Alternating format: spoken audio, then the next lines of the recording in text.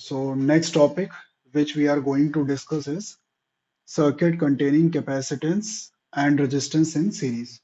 तो इस डायग्राम में आप देखो हमने एक कैपेसिटर और एक रजिस्टर सीरीज में कनेक्ट करा हुआ है। ठीक है, और इस सर्किट में हमने alternating voltage V is equals to V naught sine omega T apply किया है।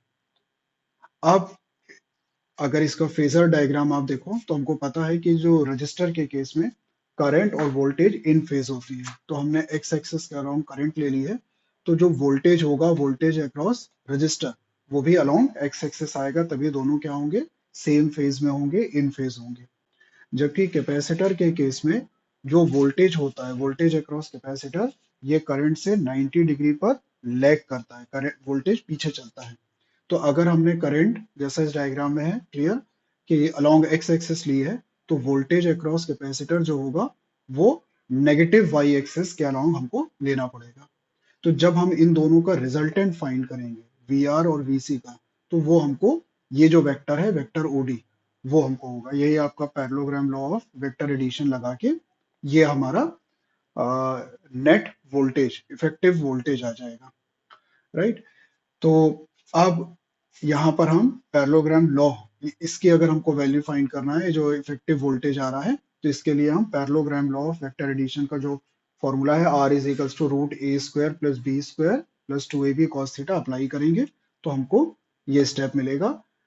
Effective voltage is equals to voltage square of voltage across this resistor plus voltage across this capacitor, और थीटा इन दोनों के बीच जो angle बन रहा है वो 90 डिग्री बन रहा है, और cos 90 डिग्री की वैल्यू जीरो होती है, तो वो जो पूरी टर्म है 2ab cos थीटा वो जीरो हो जाएगी। Now in place of this V R we can write I R, है ना, voltage across this resistor is equals to I into R by Ohm's law. Similarly voltage across this capacitor is equal to I into X C. तो ये दो जो values हैं इनके place पर हमने ये पुट कर दिए, तो हमको ये स्टेप मिल जाएगा। आई स्क्वायर यहाँ से कॉमन ले लीजिएगा, ये स्टेप आएगा। उसके बाद ये जो पूरी टर्म है R square plus X square C, उसको इधर ट्रांसफर कर देंगे, ठीक है, और उसके बाद दोनों साइड स्क्वायर रूट ले लेंगे। तो ये हमारे पास करंट के लिए एक एक्सप्रेशन आ गया है। Now if we compare this step with Ohm's law, तो ये जो हमारी टर्म आ रही है डिनोमिनेटर में root R square plus X square C, ये हमारा इफेक्टिव रेजिस्टेंस होगा इस सर्किट का, जिसको हम यहाँ पर इम्पिडेंस बोलेंगे और z से डिनोट करेंगे। तो ये हो जाएगा z is equals to root R square plus X square C. अब हमको पता है एक्सी जो होता है वो 1/ओमेगा सी के इक्वल होता है, तो इसके प्लेस पर हमने 1/ओमेगा सी लिख दिया है। तो ये हमारे पास इम्पिडेंस, ये जो सर्किट है हमारा, इसके इम्पिडेंस के लिए हमारे पास एक एक्सप्रेशन आ गया। उसके बाद ये जो हमारा वोल्टेज आ रहा है, नेट वोल्टेज जो आ रहा है, वो इस करंट के साथ क्या कर रहा है, फाई एंगल पर लैग कर रहा है। तो अगर हमको ये एंगल फाई फाइंड करना है, फेज एंगल जो है हमारा ये फाइंड करना है, तो हमारे पास ये एक राइट एंगल ट्राइंगल है, राइट एंगल एट ए। तो यहाँ पर अगर हम 10 फाई अप्लाई कर दें, तो 10 परपेंडिकुलर अपॉन बेस होता है, तो परपेंडिकुलर हमारा इस राइट एंगल ट्राइंगल में यानी साइड होगी A D which is equal to V C, है ना, वोल्टेज अक्रॉस कैपेसिटर, वो लिख दिया। और बेस हमारा हो जाएगा V R, voltage across resistor, ये अप्लाई कर दिया है। ना in place of V C we can write X C, और वी आर के प्लेस पर वी कैन राइट आर, है ना, आई आर होगा, I X C V C, and ये हो जाएगा आई आर, आई और आई यहाँ से हम कैंसिल कर देंगे, राइट। फिर एक्सी के प्लेस पर वी कैन राइट 1/ओमेगा सी। तो ये हमारे पास tan phi is equals to 1/ओमेगा सी बाय आर, ये हमारे पास एक्सप्रेशन आ गया। तो इससे ये हम फेज एंगल फाई फाइंड कर सकते हैं। अब इसके बाद नेक्स्ट जो हमारा टॉपिक है वो है circuit containing inductance and capacitance. अब हम देखेंगे कि हमारे सर्किट में हम रजिस्टर की प्लेस पर एक इंडक्टर यूज करते हैं और उसके लिए क्या चेंजेस होंगे। तो ये हमारा सर्किट है जिसमें हमने एक इंडक्टर और एक कैपेसिटर अप्लाई किया, सीरीज में कनेक्ट करा हुआ है, और इस सर्किट के अक्रॉस हमने एक alternating voltage V is equals to V naught sine omega T apply कर दिया है, राइट।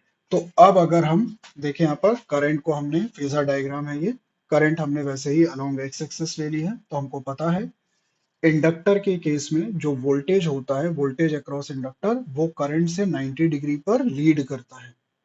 जबकि कैपेसिटर के केस में, जैसे अभी हम लोगों ने देखा कि वोल्टेज अक्रॉस कैपेसिटर जो होगा वो करंट से 90 डिग्री पर लैग करेगा। तो VL जो होगा वो हमारा पॉजिटिव वाई एक्सिस पर आएगा, जबकि VC जो होगा वो हमारा नेगेटिव वाई एक्सिस पर आएगा।